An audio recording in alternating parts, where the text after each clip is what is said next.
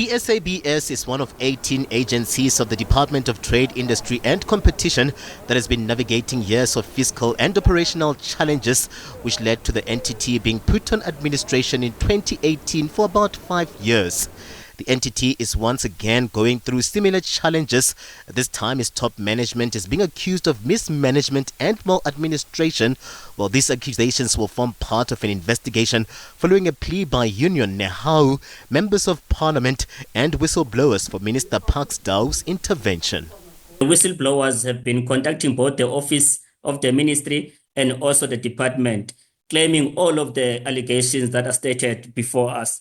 So these have been continuously happening, and we had to act on it because our worry was that we have to also protect the credibility of the institution. So whistleblowers were very critical to actually engage us to a level whereby we must be able to investigate what is happening there. But also, I think we must thank the parliamentary committee, responsible for trade, industry, and competition, because they've also been raising some of the issues they were uncomfortable about the institution. So that led to Minister granting approval for investigation, which should start within the 2 weeks and expectedly should be finished at least in less than 4 months.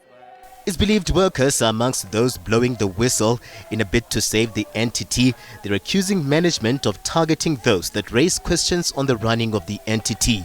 Nehau members staged a demonstration late last year calling for the intervention of the minister.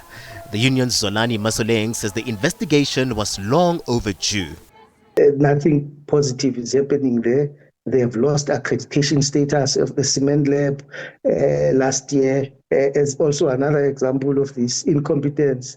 They have lost customers. They have not brought in much revenues. And yet they unreasonably insist that they should be staying in those positions. On what basis, we really do not understand. So it's a chaos in that institution. It will be good while that investigation is continuing. The acting CEO and some of his executives are put on suspension pending that investigation. This is particularly important so that those who have information internal are not afraid of victimization in terms of coming forth to the investigation. The SABS is currently operating without a permanent CEO. The executive is on a 6-month acting rotation, one after the other. The acting CEO currently there is Lizo Makele, who has welcomed the investigation but maintains that the allegations are baseless. When these allegations are coming through and then there's no evidence at all, in all of them, since August until December, they've been coming through thick and thin to us and to respond, but no evidence. And then, obviously, when you receive such things, the minister is receiving such, as much as they are coming without evidence. But he then decided that he will launch an investigation, an independent investigation, and which we welcome, and because we think it's something really that is going to maybe at least put it out there that all these allegations that have been made against the organization, there's no merit to them. It is just people who are trying to destabilize the organization that is already, struggling. Member of the Parliamentary Committee on Trade and Competition, Toby Chance, says they too have been inundated with calls for intervention from whistleblowers.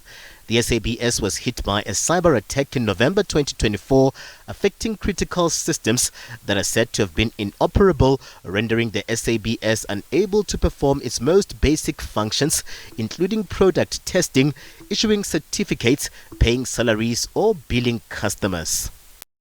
Investigators, and we're talking about forensic investigators. In other words, they have to go through all the documents, all the emails. They have to go into the systems, the cloud, essentially trace the source of the problems and talk to people. And they have to be doing it in such a way that are protected. Their identities need to be protected. And we requested that all suspensions and disciplinary hearings be stopped whilst the investigation takes place, because we don't want to have a situation where people...